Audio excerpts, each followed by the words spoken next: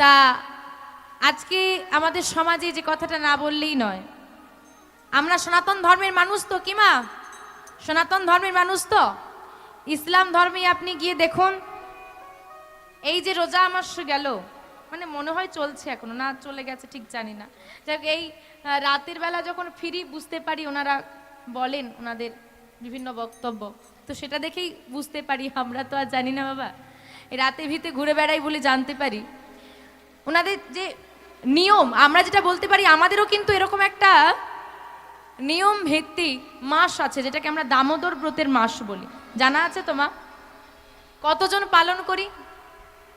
কতজন পালন করি? চলো ছাড়ো, বেশিরভাগ লোক জানি না। ইসলাম ধর্মী মানুষরা কিন্তু এই মাসটা প্রত্যেকে, ছোট বড় বৃদ্ধ সবাই পালন করে। আরে বাবা, এত কষ্ট করে ব্রত সারাদিন ধরে পালন করা দূর, আমাদের সনাতন ধর্মের এখনো বহু মানুষ, ওরা তো বাচ্চারাও রোজা মাস পালন করে। আর আমাদের ধর্মে বলতে বাবা অবাক লাগে, 80 বছরের বৃদ্ধা, 60 বছরের বৃদ্ধা, 50 বছরের বৃদ্ধ মানুষও সর্বস্ব খায়, একাদশী কি জানে না। ভাবতে পারছেন বাবা কি অবস্থা? আমি বলছি না তুমি খুব কঠিন কাজ করো, একদম 3 ধরনের একাদশী, 3 ধরনের আছে, উত্তম, মধ্যম, অধম। উত্তম একাদশী নির্জলা একাদশী। মধ্যম হচ্ছে যারা শুধুমাত্র পানীয় মানে জল পান করে বা শরবতের মধ্যে দিয়ে একাদশী পালন করে। অধম একাদশী মানে ফল ইত্যাদি আদি একাদশীর খাবার সেবা করে যারা একাদশী পালন করে। তুমি সেটা করো যতটুকু পারবে। আরে একাদশী পালন করা ছাড়ো, এখন তো আমাদের সমাজে যেসব নতুন জেনারেশনে যে সমস্ত ছেলেমেয়েরা মন্দিরের পাশ দিয়ে গেলে, আগে সবাই দেখতাম মাথা ঠুকে প্রণাম করে, এখন কেমন করে প্রণাম করে? এই এক আঙ্গুলে প্রণাম। মানে মানুষ ছোট করতে করতে প্রণামটাকে এতটা ছোট করে ফেলেছে যে প্রণাম করছে না, আঙ্গুলের সমস্যা হচ্ছে, ব্যায়াম করছে, বোঝা বড় মুশকিল, তাই না? আপনি দেখুন পরিবর্তনটা কোথায় দাঁড়িয়েছে আজকে আমাদের জায়গাটা। আমি বলছি না কঠিন কিছু করো, ঠিক আছে, আমাদের তো বছরে 25টা একাদশী পড়ে, বছরে 4টে তো করা যাবে, যাবে না? যাবে না? করি, সেটাও করি। বিশেষ একাদশী 4টে দিয়েছে, সেটাও আমরা অনেকে পালন করি না।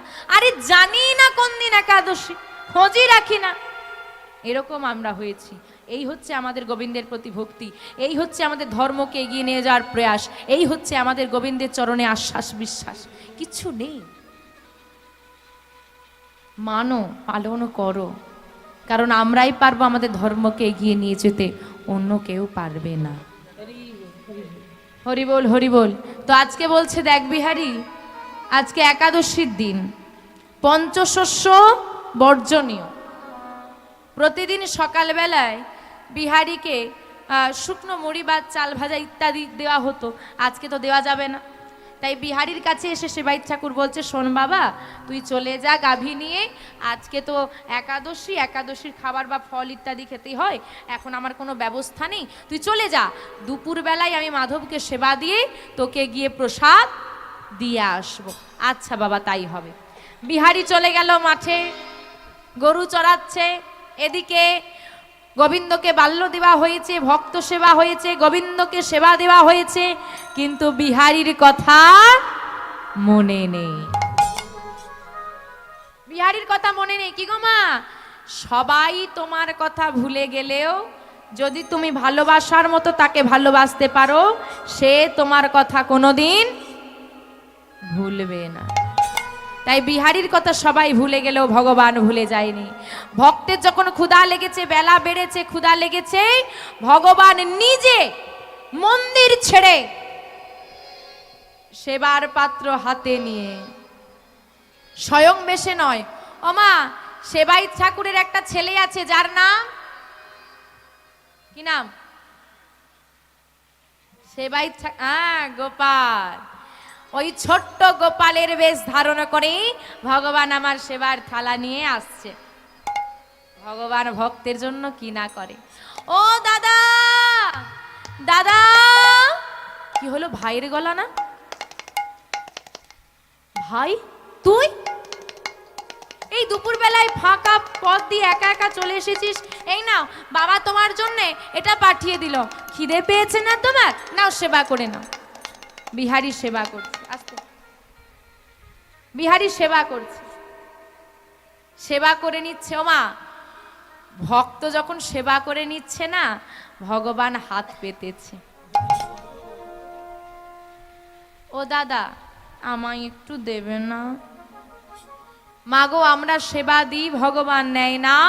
আর বিহারী কেমন ভক্ত দেখো, হাত পেতে ভগবান তার কাছে চাইছে, ও দাদা একটু দেবে না? তুই খাবি ভাই? হ্যাঁ খাবো তো।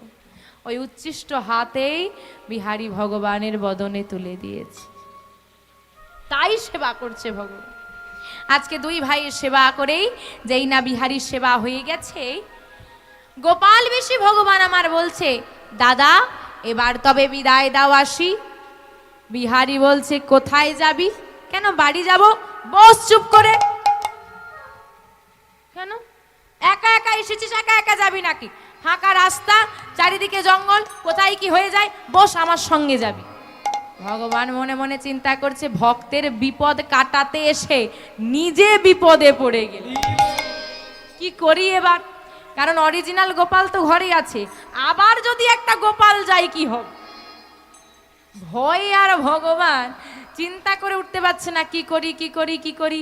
অন্যদিকে রাধা মাধবের মন্দির, রাধারানী দাঁড়িয়ে আছে, মাধব চলে এসেছে। যদি কোনো ভক্ত দরজাটা খুলে দেয় না, ভগবানের হাটে হাড়ি ভেঙে নেই তো সে মন্দিরে, কি হবে তখন? এই চিন্তা করছে আর বারবার বলছে, ও দাদা যাই না, বাবা কিন্তু খুব বকবে আমি না গেলে। বাবা বলেছে দাদাকে সেবা দিয়েই চলে আসতে।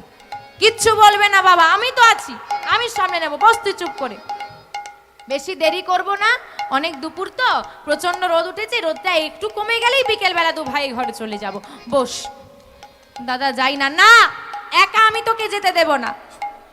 যখন দাদা বলেছে একা যেতে দেব না, ভগবান চিন্তা করছে একা যেতে দেবে না, আর একজন সঙ্গী জোগাড় করতে পারলে তো চলে যাবে। তা দাদা তুমি আমাকে একা ছাড়তে চাইছো না কেন, ব্যাপারটা কি? বলে ব্যাপারটা কি নিজেই বুঝতে পারবি, নিজের দিকে আগে দেখ। ভগবান বলছে নিজের দিকে দেখ? সর্বনাশ! কি হয়েছে জানো মা? দেখবেন বাবা, আমরা তাড়াহুড়ো করে যে কাজটা করি সেই কাজটাই কি হয়? তাড়াহুড়ো করে কোনো কাজ করলে কি হয়? ভুল হয়। আরে ভগবানেরও তা অন্যথা নয়, সব একই। ভগবানও ভুল করে। কি করেছে জানো? গোপালের বেশ তো ধারণ করেছে, কিন্তু মাধবের গায়ে যত অলংকার আদি ছিল খুলতে তার আর মনে নেই। তাই গৌর হরি বল হরি বল। এত গয়নাগাটি পরে এসেছে, জঙ্গলের পথ দিয়ে গেলে যদি চুরি হয়ে যায়, তাই একা যেতে দেব না। ভগবান চিন্তা করছে তাহলে একজন সঙ্গী জোগাড় করা লাগবে। কোথায় সঙ্গী পাবো এখন দুপুর বেলায়? মনে মনে যোগমায়াকে স্মরণ করেছে। যোগমায়া কি করব দয়াময়? বলে কিচ্ছু করতে হবে না, তুমি শুধু যমুনা থেকে জল নিয়ে এই পথ ধরে চলে যাও, বাকিটা আমি সামলে নেব। তাহলে কাজটা হচ্ছে যমুনা থেকে জল নিয়ে পথ ধরে যাওয়া। যোগমায়া তাই করেছে। যমুনা থেকে জল তুলে ওই যে মাঠে বিহারী গরু চড়াচ্ছে সেই মাঠের সামনের পথ ধরে বিহারীর সম্মুখ দিয়ে একেবারে যোগমায়া চলেছে। ওমা, বৃন্দাবনে কি নাম চলে গো? ব্রজবাসীরা কি নাম গায়? আজকে তোমরা সবাই কি হয়েছ? ব্রজবাসী। তাহলে সবাইকে কিন্তু রাধা নাম গাওয়া লাগবে, তাই তো? তাই চলুন সবাই মিলে একসঙ্গে করতালি দিয়ে গাইবো। আজকে যোগমায়া পথ ধরে চলেছে বদনে রাধা নাম। রাধে রাধে রাধে রাধে রাধে রাধে ও মা, এইভাবে ন, আমার গৌরহরি কিভাবে আছে? এত হাত তুলে রেখেছে, তুলে রাখা লাগবে তবে না সে দেখতে পাবে, নাহলে এত ভিড়ে কোথায় কাকে দেখতে পাবে? রাধে রাধে রাধে রাধে রাধে রাধে রাধে রাধে রাধে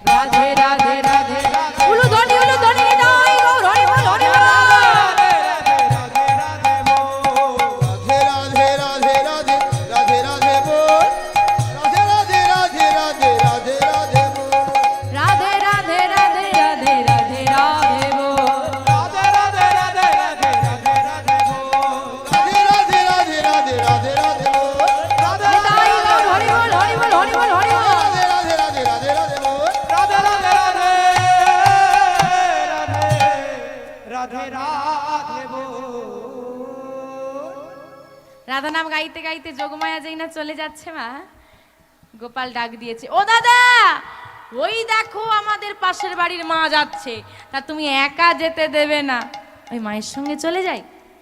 বিহারি বলছে, দেখ ভাই একা যেতে দেব না, একা যেতে দেব না বিশ্বাস নেই, আর প্রতিবেশীকে তো কি, প্রতিবেশীকে তো আরো বিশ্বাস। রাধে রাধে। দাদা তাহলে যেতে দেবে না? বলে না। ভগবান বলছে আর কিছু করার নেই, কোনো প্রয়াস আর বাকি নেই, সব হয়ে গেছে। না আর একবার চেষ্টা করি। হ্যাঁ আমি বলেছি না যে প্রতিবার ভাববে আর একবার, হয়েও তো যেতে পারে। ভগবান বলছে ঠিক আছে আর একবার চেষ্টা করি। ও দাদা খিদে পাচ্ছে, আমার না খুব খিদে পেয়েছে, যেতে দাও না, আমি আর খিদের জ্বালা সহ্য করতে পারছি না। তোমার কাছে তো কোনো খাবারও নেই, খেয়ে নিলে কি হবে, আমি আর সহ্য করতে পারছি না। খিদে পেয়েছে ভাই? হ্যাঁ দাদা। বেশ ঠিক আছে। ও মা, ও মা একটু দাঁড়াও, একটু দাঁড়াও। শোন ভাই, সোজা বাড়ি যাবি, কোথাও দাঁড়াবি না, কারো কথা শুনবি না, একেবারে বাড়িতে যাবি। হ্যাঁ আচ্ছা বেশ দাদা। এখন বিহারীর থেকে বিদায় নিয়ে ভগবান চলে যাচ্ছে। কিছুটা এগিয়ে গিয়ে একটা দীর্ঘশ্বাস ফেলেছে, ওফ বাঁচা গেল। যেই না মনে মনে চিন্তা করছে বাঁচা গেল, আবার বিহারী ডাক দিচ্ছে, এই ভাই দাঁড়া। এই রে আবার ডাকে কেন? দাঁড়া আমি আসছি। বিহারী এগিয়ে এসেছে। যাচ্ছিস যা, তোর গলার গজমতির হারটা খুলে দিয়ে তবে। হার ধরে টানাটানি করে কেন? না না আমি খুলবো না। বেশ যদি খুলিস তাহলে যা, না হলে আমার সঙ্গে বস, একসঙ্গে যাবি। এদিকেও বিপদ আর ওদিকেও বিপদ, মানে ডাঙায় বাঘ আর জলে কুমির, এই অবস্থা। তা যাক, গজমতির হার যাই যাক, ভক্তরা যেন আমাকে মন্দিরে দেখতে পায় সেটুকু ব্যবস্থা হোক। গজমতির হারটা সোনার হার বাবা, খুলে বিহারীর হাতে দিয়ে চলে গেছে। এদিকে বিহারীর মন মানছে না, ভাই ঘর গেল তো, ভাই বাড়ি ঠিক মতো পৌঁছালো তো, এই চিন্তায় বিহারী আর গাভী চড়াতে পারছে না। যেই না বিকেল হয়েছে, রোদ একটু কমেছে, বিহারী গাভী নিয়ে বাড়ি ফিরছে। এখন বিহারীকে দূর থেকে সেবায়িত ঠাকুর দেখে মনে মনে চিন্তা করছে সর্বনাশ, বিহারীর জন্যে খাবার তো পাঠানো হয়। এখন বিহারী ঘর আসছে, ভাই এসেছে কিনা দেখতে, আর সেবায়িত ঠাকুর ভাবছে খাবার পাঠানো হয়নি, খিদে পেয়েছে বলে বিহারী তাড়াতাড়ি বাড়ি আসে। তাড়াতাড়ি করে বিহারীর কাছে গিয়ে বলছে, বাবা বিহারী আমাকে তুই ক্ষমা কর, আমাকে ক্ষমা কর, এত ব্যস্ত ছিলাম আমার একটুও তোর কথা মনে নেই বাবা, আমায় ক্ষমা করে দে। কি হয়েছেটা কি বাবা, এমন করছো কেন তুমি? বিহারী তোর জন্য খাবার পাঠাতে, খাবার তো আমি খেয়েছি, তুমি তো পাঠিয়েছো। আমি কই না তো। হ্যাঁ তুমি তো গোপালের হাতে আমার খাবারটা পাঠিয়েছিলে। গোপালের হাতে? গোপাল, গোপাল কি হয়েছে বাবা? তুই বিহারীর জন্য মাঠে খাবার নিয়ে গিয়েছিলি? কিমা নিয়ে গিয়েছিল? হ্যাঁ কি না? না তাহলে কে নিয়ে গিয়েছিল? মাধব। কই না তো। না ভাই তুই মিথ্যে বলছিস কেন? কোনো ভয় নেই ভাই, আমি আছি, বাবা তোকে কিচ্ছু বলবে না। সত্যি কথা বল, তুই গিয়েছিলি? সত্যি বলছি দাদা। আমি কেন তোমার জন্য খাবার নিয়ে যেতে যাব? আমি তো সারাদিন বাবার সঙ্গেই ছিলাম। ভাই মিথ্যে বলিস না, বল তুই আমার জন্য খাবার নিয়ে গিয়েছিলি? না বিশ্বাস করো দাদা, আমি খাবার নিয়ে যাইনি, তুই আমার জন্য খাবার নিয়ে গেছিলি, সত্যি করে বল। না দাদা আমি খাবার নিয়ে যাইনি, সত্যি করে বল ভাই। সত্যি বলছি দাদা আমি নিয়ে যাইনি। বেশ তুই যদি খাবার নিয়ে গিয়ে না থাকিস বল এই গজমতির হাটটা কার? নেতাই গৌর হরি বল, হরি বল, হরি বল। সেবায়িত ঠাকুর বলছে, বিহারী, বিহারী এই হার তুই কোথায় পেয়েছিস? কেন? এই হার পরেই তো ভাই আমার জন্য খাবার নিয়ে গিয়েছিল। দেখি দে আবার হাতে। তাড়াতাড়ি করে বিহারীর হাত থেকে গজমতির হাতটা কেড়ে নিয়ে সেবায়িত ঠাকুর ছুটতে ছুটতে মন্দিরে গিয়ে দেখছে সত্যি সত্যি গজমতির হার মাধবের গলায় নেই। আচ্ছা মা বলেন দেখি, সাধারণ বুদ্ধি কি বলে আপনাদের?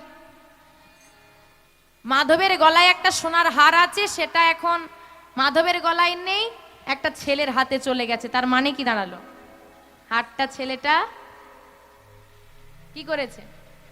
হ্যাঁ, চুরি করেছে। এটা সাধারণ বুদ্ধিতে, কিন্তু বিচার করা লাগবে। সবটা সবসময় যেটা আমরা চোখে দেখি সেটা সত্যি নাও হতে পারে। তো আগে বিচার করো, তারপর মানুষকে কথা বলো। কথা বাবা, তুমি আমাকে কোথাও যদি আমাদের কেটেও যায় না, ওই ক্ষত মিলিয়ে যাবে, ক্ষত মিলিয়ে যাবে, ওই ক্ষত ভালো করার ওষুধও পাওয়া যাবে। কিন্তু কাউকে কোনো কথা বলে আঘাত দিলে না, সেই ক্ষত না মেলায় না, সেই ক্ষতর জন্য কোনো ঔষধ আজও তৈরি হয়েছে। তো কাউকে কোনো কথার বলার আগে ভাবো, এবং কাউকে দোষ দেওয়ার আগে, কারো গায়ে অপরাধের কলঙ্কের দাগ লাগাতে হলে আগে ভাবো। কারণ আমরা চোখের সামনে যা দেখি তা সবসময় সত্যি হয় না, আর আমার ভাবনা যে সত্যি হবে এটা কখনো ভেবো না। তাই সব সময় বাবা ভাবনা চিন্তা করে কাজ করো। একটা ছোট দৃষ্টান্ত দিয়ে শোনেন। একজন রাজা তার রাজ্যভার অর্পণ করবে, ছেলেদেরকে, বৃদ্ধ হয়ে গেছে, তার তিন ছেলেকে ডেকেছে, ডেকে বলছে আমি তোমাদের কাছে কিছু প্রশ্ন রাখতে চাই, ভেবে উত্তর দেবে। মায়েরা মন দিয়ে শোনেন। আমরা কত ভুল করি দিনে, মানুষকে কত কিছু বলে ফেলি আমরা না ভেবে। তো বলছেন বাবা বলুন। তিন ছেলে দাঁড়িয়ে আছে।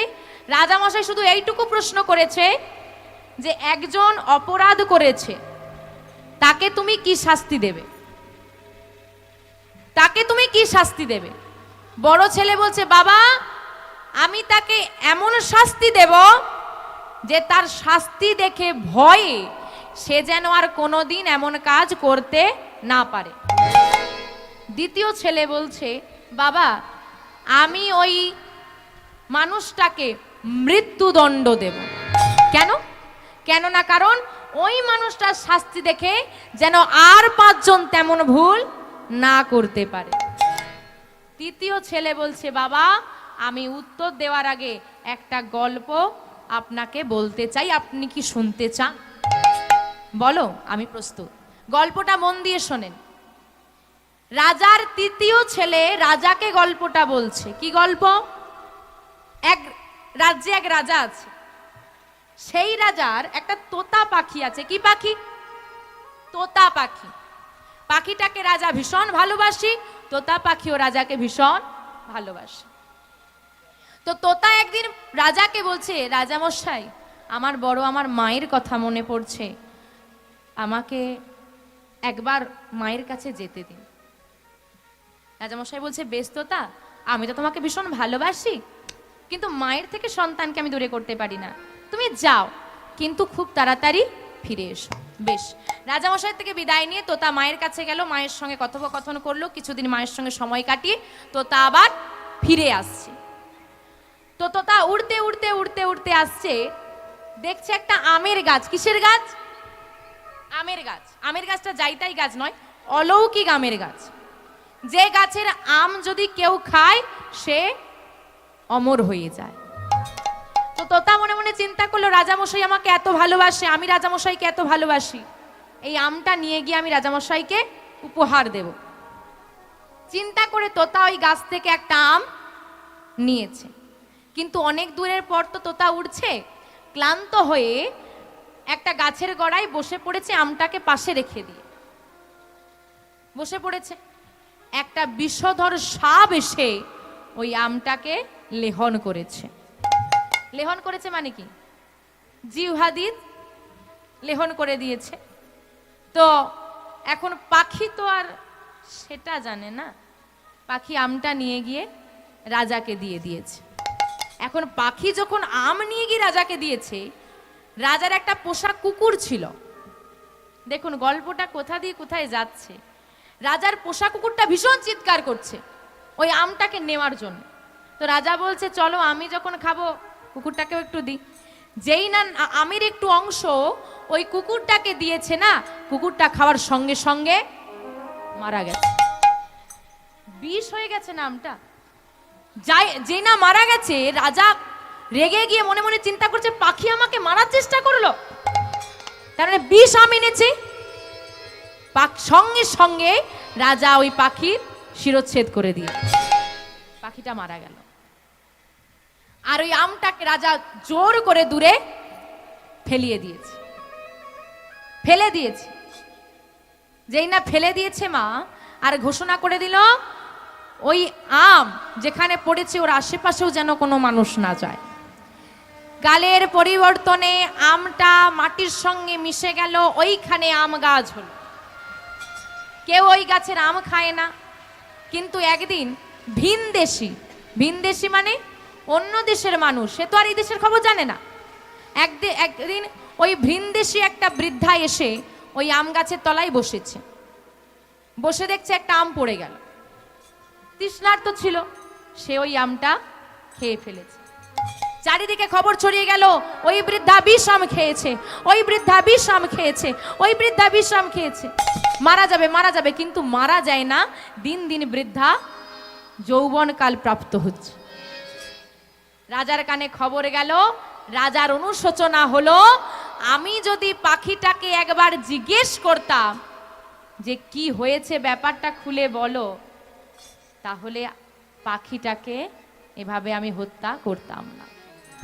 কারণ রাজা তো তোতাকে ভীষণ ভালোবাসে, এখন ক্রোধের বশবর্তী হয়ে মেরে তো ফেলেছে, ফিরে তো পাবে না।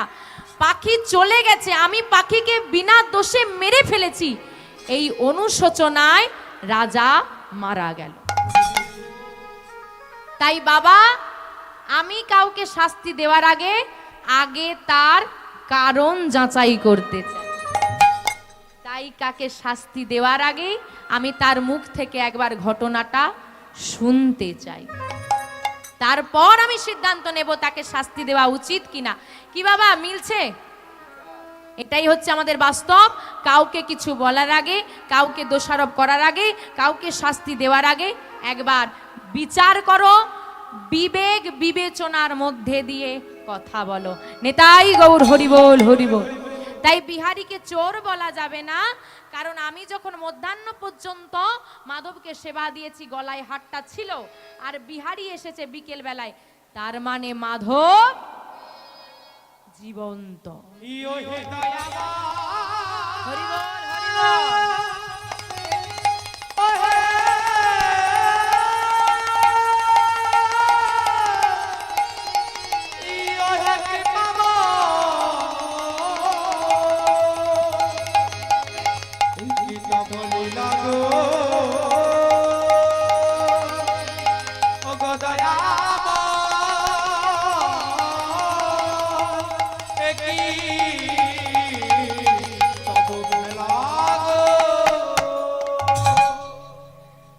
তাহলে ওমা, ভক্তের জন্য ভগবান যদি মাঠে নামতে পারে, এখন বিহারী যদি অন্য কোথাও চলে যায় ভগবান চলে যাবে। তাই ভগবানকে মন্দিরে বাঁধতে হলে আগে ভক্তকে বাঁধা লাগবে। বাঁধবো কি করে? বিহারী শোন, আজ থেকে তুই আর গরু চড়াতে যাবি না, তুই হবি এই মন্দিরের দরজার দাঁড়ি। বিহারী হয়ে গেল মন্দিরের দরজার দাঁড়ি। আজকে বিহারী মন্দিরের দরজার দাঁড়ি হয়ে মধ্যরাত্রে বসে আছে, দেখছে মা অপরূপ সুন্দর 8টা নারী মন্দিরের দিকে আসছে। 8টা নারী মধ্যরাত্রে ওই মন্দিরে আসছে। 8টা নারী এসেছে, যেই না মন্দিরে প্রবেশ করতে যাবে বিহারী বাধা দিয়েছে, দাঁড়াও, এত রাত্রে এই মন্দিরে প্রবেশ করা যায় না, সকালে এসো, রাতে মন্দিরে প্রবেশ হবে না। এই 8টা মেয়ে বলছে আমরা তো রাতেই আসি, আমাদের কাজটাই তো রাতে, দরজা ছাড়, আমরা ভেতরে প্রবেশ করব। বলেন দেখি মা, এই 8টা নারীকে অষ্টসখী। বিহারী কিছুতেই ওই মন্দিরে ঢুকতে দিচ্ছে না, রাত্রেবেলা ঢুকতে দেব। বিহারী যখন ঢুকতে দিচ্ছে না, বিহারীকে অষ্টসখী বলছে এক কাজ কর, মন্দিরের দরজাটা খোল। মন্দিরের দরজাটা খুলে ভিতরে তুই যাকে দেখতে পাবি তাকে জিজ্ঞেস করবি আমরা ভেতরে যাব কিনা। সে যদি বলে ভেতরে আসতে তাহলে যাব, না হলে ফিরে যাব। অষ্টসখীর কথা মতো বিহারী যেই না মন্দিরের দরজাটা খুলে দিয়েছে, কি দেখছে গো? সারা মন্দির আলোকিত করে মাধব আমার দাঁড়িয়ে আছে। সবাই মিলে একটু ধ্বনি উলু ধ্বনি উলু ধ্বনি। নাচে তা থয়, নাচে তা থই তা থই, নাচে নন্দদোলা, রাঙা চরণে বাজে মঞ্জির তাল।